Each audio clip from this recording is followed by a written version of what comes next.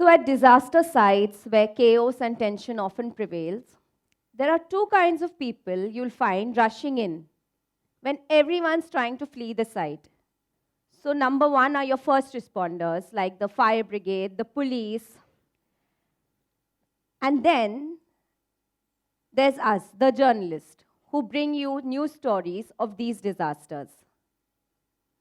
With over a decade experience as a journalist, I have been witness to some of the most significant disasters that this city has witnessed. Trials that have tested the city and ultimately strengthened it. So from the tragic loss of 4 firefighters who died while battling a blaze in a 4-story building in South Mumbai, to another fire cutting short 14 lives in a restaurant, to a man being pulled out alive 12 hours after his building had collapsed. Each disaster has had a story of its own. And that's not it only.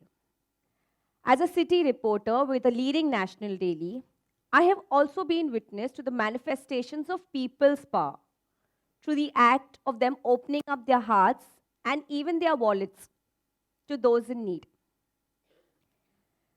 Despite our best efforts as journalists to relay all these facts before our readers without being affected, there are always a few news stories that linger with us. Not just a little longer, but I would say forever. And one such news story I would like to talk to you all about today is the 4 firefighters. This included a 47-year-old hero who was a fire station officer. So I first met this man and his wife when he was injured while battling a blaze in the year 2013 at a high-rise building in South Mumbai. He was admitted to a burns hospital as he had sustained 17% burn injuries. His wife, who was with him in the hospital, told me that she completely understood the demands that his 24/7 job had, and she avoided burdening him with excessive family responsibilities. I made notes of everything that they said, his heroic climb up to 26 floors, bringing people down. The next day, the news story appeared in the papers. I thought it was a closed chapter for me.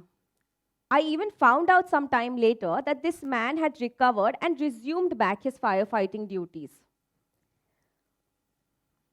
But you say fate sometimes has other plans? Exactly 2 years later, I found myself reporting on this very same family. Unfortunately, this time, this man did not make it, leaving his wife and children utterly devastated. He was among the 4 brave firemen who died while battling a blaze in a cramped South Mumbai building, which eventually crumbled upon them. So if there are such days in our profession where we feel personally moved, there are also those days where I feel I have been able to be a small but crucial catalyst for change in someone's life to the work we do. So let me take you back to this news story from October last year, where I reported about a school teacher whose life took an unforeseen turn when she was on her way to work. A vehicle which was coming in her direction hit a tree that was standing right beside her. The tree crashed on this woman, leaving her completely immobile. The daunting aspect was the hefty medical treatment cost of 25 lakh rupees or over 2 million, which her family found completely unbearable. We reported about the struggles of this family. And let me tell you, what I saw was a collective empathy of mankind. In a mere 24 hours after this news story had appeared, several generous donors came forward, and the family was able to collect 25 lakh rupees for her treatment. So, from being a catalyst for change, I want to talk to you all about the most historic change that Mumbai is currently witnessing. I'm guessing a lot of you today here are from Mumbai. I talk to you about the transformation of the western waterfront. One question here is that the interchanger has several arms, like the Haji Ali's being the largest one has 8 arms, then the one at Worli has 6 arms. How will a motorist really understand which arm he needs to take where? Are you all planning to put signages? So I talk to you about the emergence of a coastal road, which aims to truncate travel time in Mumbai from 40 minutes to a mere 10 minutes, connecting Marine Drive to Worli. This road has been no small feat. It required reclamation up to 111 hectares, something that Mumbai has not seen for decades. It saw several challenges: legal resistance from the fisherfolk community, from the local community. But triumphing over all these hurdles, this road is on the cusp of becoming a tangible reality very soon for Mumbai. As a journalist myself, I would like to share with all of you that I have been a first-hand witness to seeing this road come to life. From seeing what was the sea earlier, to part of it being reclaimed, to the emergence of a completely new promenade connecting Breach Candy to Worli, and the coming up of an undersea tunnel. If a decade ago I told you that a tunnel going under the sea, a century-old water reservoir, a garden would be a reality, I'm sure it would have been difficult for many of us to believe. That's me at the Coastal Road site very recently. So if there are such days when we get first-hand experiences while at work, understanding before a project has turned into a reality what it would look like. And this is our job to convey it back to our readers. The theme of our talk today is beyond boundaries. And as journalists, I feel, we constantly keep pushing ourselves beyond the confines of our limitations. So in a profession like ours, no 2 days are the same. If on one day I'm trying to understand the intricacies of constructing a coastal road, on another day, I'm trying to make sense on how millions of liters of water in the city is treated without a single drop being wasted. And then there are also those days when I'm spending time with a grieving family after the loss of a loved one. In between all this, I constantly try reminding myself of the fundamental purpose of this job: to comprehend, report, and present only the facts through my words. But words, as they say, are very powerful, especially when one is trying to translate tragic details into reality. So let me take you back to an incident where 14 lives were lost when a fire erupted at 2 restaurants. I remember the incident had happened late at night. The next day, I went to meet a fire officer who was involved in the firefighting operations. He told me just when they thought that they had vacated everyone and doused the flames and completely controlled the situation, he said he and a few members of his team went to the bathroom, which was located at the end of the restaurant. What he saw there was that most of the 14 who had died were lying unconscious in the bathroom. Later, their team comprehended that probably these people sought refuge in the bathroom and eventually suffocated and died. With a lump in my throat, I made notes of everything that he said and decided that I should report it objectively. Because in journalism, objectivity is paramount. Every journalism school teaches you on the importance of the 5 W's: who, where, when, what, why, and 1H, how. But in today's fast-paced media landscape, I feel there is a fear of missing out on these fundamental principles. Everyone today wants to convey a news story the faster and the fastest.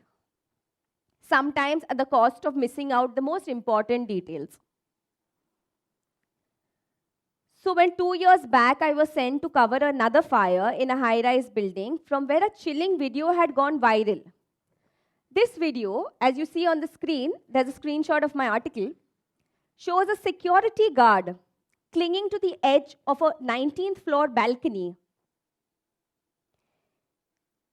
He was trapped inside the flat and found no escape route. Eventually, he came to the balcony. By the time I reached the site, I found that this man had tragically fallen to his death. As a journalist, I realized that my job had just begun. I dwelled deeper to cover the identity of this man, Arun Tiwari. Through his friends, his family, back in the hospital who came to claim his body, I found out that Tiwari had actually heroically responded to the fire alarm, went up 19 floors, and found himself trapped with no escape route. Our news story the next day went much beyond the viral video. If you may have seen the video yourselves, any of you in the audience, it might have briefly captivated your attention. But I feel, as a reporter, it's very important to provide our readers with closure to any news story that they are reading. In a field like ours, journalists become integral to a system that shapes opinions, drives change, and at sometimes even plays a very important role in decision making.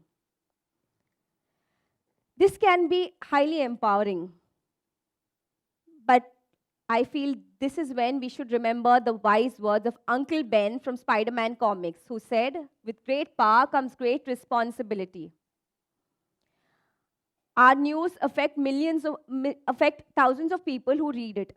And it becomes extremely important, I feel, to hence re-verify our facts before they become a reality. If there's one last news story that I would personally want to share with all of you in my journey as a journalist, which has really impacted me personally, is of this woman whom you see standing here. Last year, as I walked into Asia's largest slum, Dharavi, I saw firsthand how a transformation was underway. It was a tale of empowerment, dignity, and something as simple as a washing machine that you see behind her. A few women in Dharavi from the Nayak Nagar slum pocket had access to washing machines which were placed in a Suvidha center, where they could wash clothes for rupees 60 per load. I think for many of us seated here in the audience, rupees 60 will be a small change. But for these women, it was life-changing. From the endless number of chores that they had, this was just making life more manageable for them.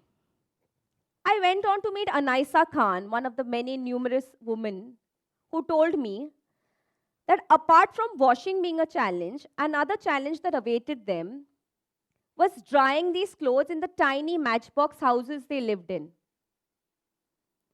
She said this washing machine was allowing them to not just wash their clothes but also dry quickly. As I reported this story, a small thought that lingered in my mind was of the privileges we often take for granted. I think many of us here would probably leave more than rupees 60 even at a restaurant while tipping as a tip fee, which for them was such a life-changing amount. As I reflect back on my journey as a journalist, it heartens me to know that in ways beyond my imagination, I have been able to play a role in impacting several lives. One of my most favorite quotes by the British playwright, Tom Stoppard, I still believe that if your aim is to change the world, journalism is a more immediate and short-term weapon. But if there's one small thought that I would like to leave you all today with, is the importance of being discerning consumers of all this information, especially in the era of information overload. Whether it is through traditional news forms like the newspapers, the television, or the ever-flowing content that you get on social media by the click of a button. Fake news today is spreading the internet.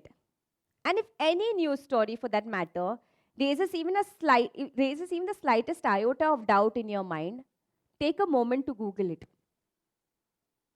A Google search will raise various perspectives to the news story from credible news sources. Never settle for a single narrative. Always know that there is always another side to a story. As a journalist, I feel I would potentially be doing disservice by presenting only one side of the narrative. And it's not about being fair here. It's just about providing our readers with a more holistic, well-rounded perspective and value for the time. As I conclude, I invite you all to understand the power that words hold, to influence the world, one narrative at a time. Thank you.